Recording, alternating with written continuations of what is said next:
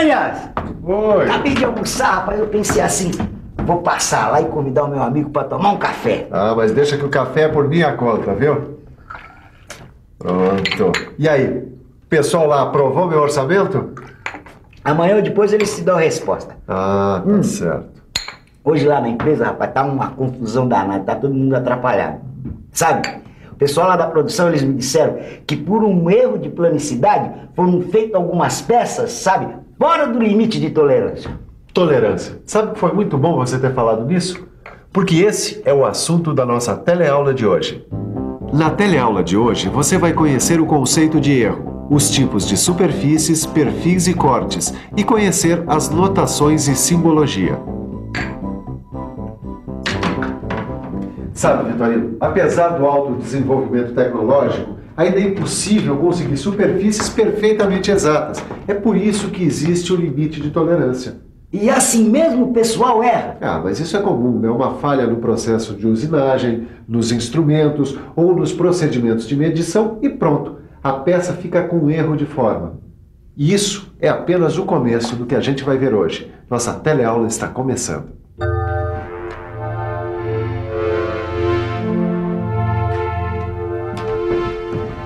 Tem uma coisa que a gente precisa conhecer para entender a tolerância. Ah, já sei. A minha sogra.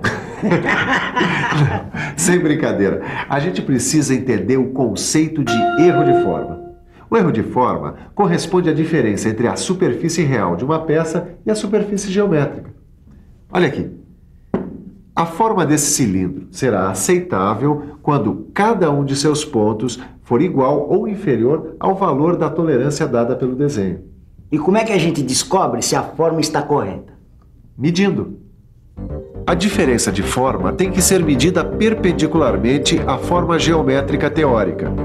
A gente tem que tomar cuidado para que a peça esteja corretamente apoiada no dispositivo de inspeção, para não se medir um valor falso. Miguel, essa daqui é a peça com erro de forma?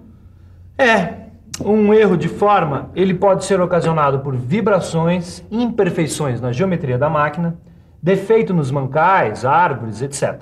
Eu posso saber como é que o Sherlock aí descobriu esse erro de forma? Bom, esse erro, ele pode ser detectado com essa régua de controle.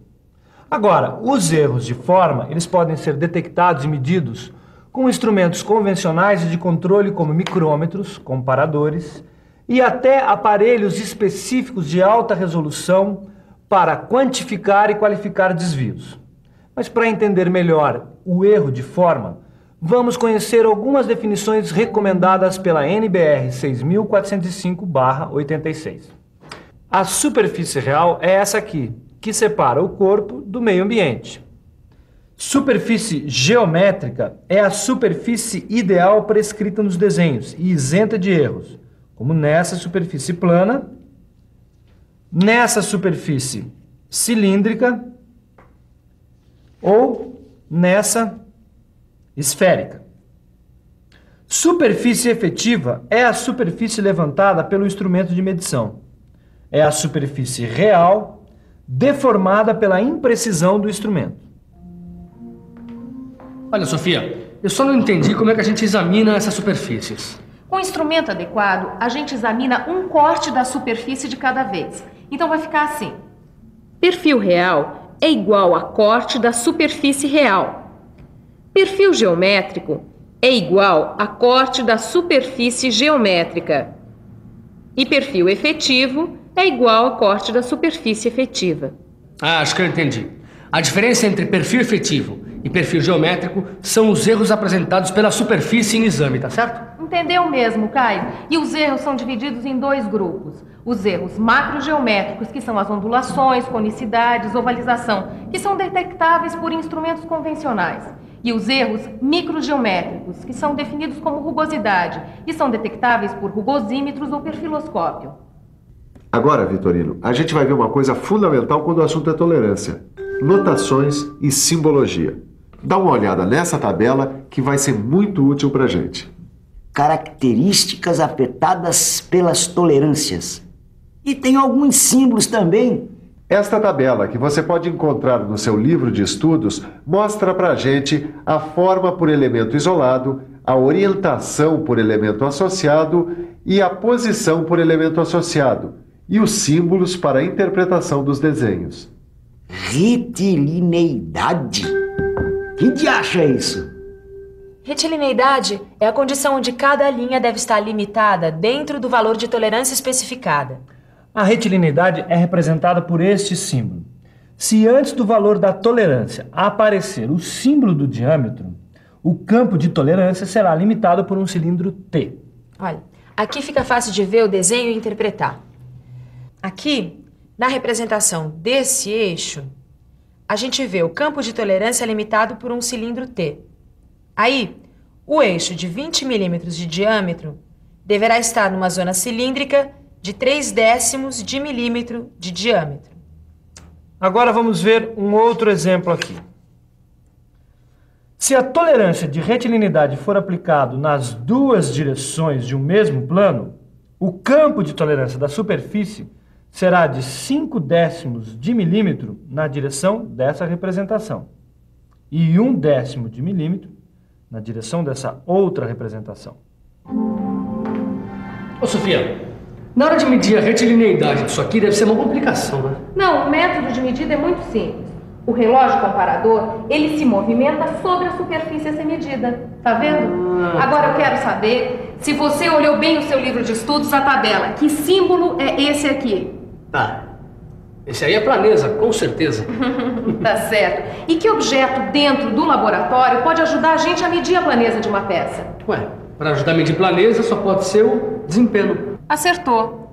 Mas olha aqui para entender melhor. A planesa é a condição onde toda a superfície deve estar limitada pela zona de tolerância, compreendida entre dois planos paralelos e distantes de acordo com a tolerância. Bom, Ângela, para a gente não se embaralhar, é melhor a gente ir devagar com esse negócio de tolerância dimensional e planesa. Ah, que nada. Isso é fácil, dá uma olhada aqui que é bico. Nesse desenho, por exemplo, quando não se especifica a tolerância de planesa, admite-se que ela possa variar, contanto que não ultrapasse a tolerância dimensional.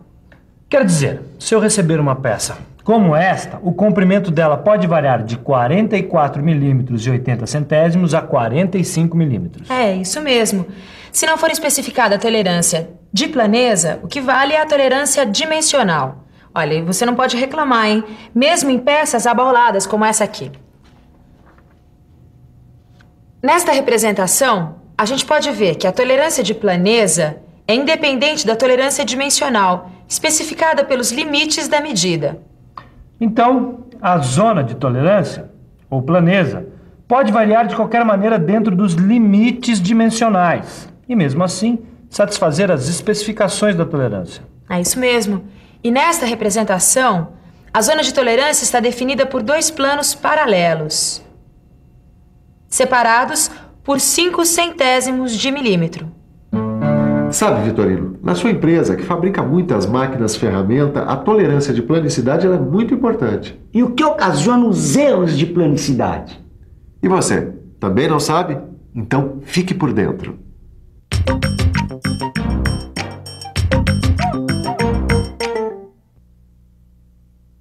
Os erros de planicidade acontecem por causa da variação de dureza da peça ao longo do plano de usinagem, desgaste do fio de corte, deficiência de fixação da peça durante a usinagem, má escolha dos pontos de locação e fixação da peça, folga nas guias da máquina e tensões internas do material. É importante a gente saber que as tolerâncias de planesa normalmente aceitas são de 1 a 3 centésimos de milímetro para torneamento, 2 a 5 centésimos de milímetro para fresamento e 5 milésimos de milímetro a 1 centésimo de milímetro para retífica. Agora a gente vai falar sobre circularidade. Circularidade é a condição onde todo e qualquer círculo ele deve estar dentro de uma faixa definida por dois círculos concêntricos, distantes no valor da tolerância especificada. O campo de tolerância em qualquer seção transversal é limitado por dois círculos concêntricos e distantes 0,5 de milímetro. E o contorno de cada seção deve estar compreendido numa coroa circular de 1/10 de milímetro de largura. Se o erro de forma estiver dentro das tolerâncias dimensionais, não será necessário especificar tolerância de circularidade, porque o erro pequeno não interfere na montagem e funcionamento da peça. Em alguns casos, como os cilindros dos motores de combustão interna, a tolerância dimensional não seria suficiente para garantir o bom funcionamento da peça. Por isso, é necessário especificar a tolerância de circularidade, que tem que ser estreita para evitar vazamentos. E como é que se mede a circularidade? Bom, o erro de circularidade ele é verificado em produção com um dispositivo de medição entre os centros.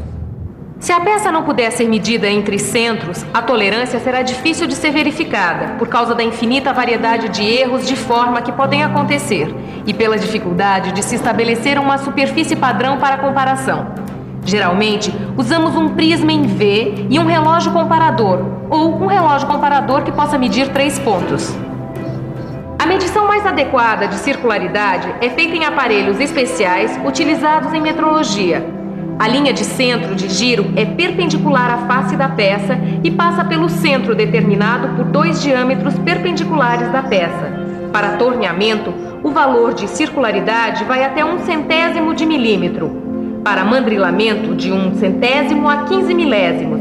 E para retificação, de 5 milésimos a 15 milésimos de milímetro.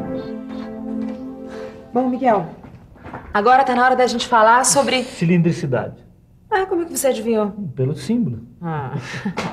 Bom, vamos lá. A cilindricidade é a condição em que a zona de tolerância especificada é a distância radial entre 2 cilindros coaxiais. A superfície considerada tem que estar entre 2 cilindros coaxiais, cujos raios diferem de 0,2 de milímetro. A circularidade é um caso específico de cilindricidade, no que se refere à seção do cilindro perpendicular à sua geratriz. A cilindricidade se divide em tolerâncias admissíveis na seção longitudinal do cilindro, que corresponde à sua conicidade, concavidade e convexidade, e tolerância admissível na seção transversal do cilindro, que corresponde à circularidade. Para medir a cilindricidade, o método é esse, olha. A peça é medida nos diversos planos de medida e em todo o comprimento. A diferença entre a indicação máxima e a mínima não deve ultrapassar a tolerância especificada em nenhum ponto do cilindro. Bom, agora a gente vai conhecer a forma de uma linha qualquer e a forma de uma superfície qualquer. Na forma de uma linha qualquer, o campo de tolerância é limitado por 2 linhas envolvendo círculos com diâmetros igual à tolerância especificada. E na forma de uma superfície qualquer, o campo de tolerância é limitado por 2 superfícies envolvendo esferas com diâmetros igual à tolerância especificada. Em outras palavras, na forma de uma linha qualquer, em cada secção paralela ao plano de projeção, o perfil deve estar compreendido entre 2 linhas envolvendo círculos de 0,4 de milímetro de diâmetro e centrado sobre o perfil geométrico correto. Na forma de uma superfície qualquer, a superfície considerada tem que estar compreendida entre 2 superfícies envolvendo esferas de 0,2 de milímetro de diâmetro, centradas sobre o perfil geométrico correto. Bom, chegamos ao fim da teleaula de hoje. Olha, mas não vai ter tolerância para esquecimento não, hein? Portanto, fique de olho na revisão. Até a próxima teleaula. E atenção, se liga aí que é a hora da revisão. Na teleaula de hoje, você aprendeu o conceito de erro de forma e suas causas. Conheceu as características afetadas pela tolerância, como a retilineidade, a planicidade, a circularidade, a cilindricidade, a forma de uma linha qualquer e a forma de uma superfície qualquer. Bem, Aranhas, deixa eu ir embora, porque ainda tem um dia muito longo pela frente. Tchau! Tchau, Vitorino. Bom, eu sei que você também tem um dia longo, mas reserve um tempinho para abrir o seu livro de estudos e resolver os exercícios. Na nossa próxima teleaula tem mais. Bons estudos e até lá.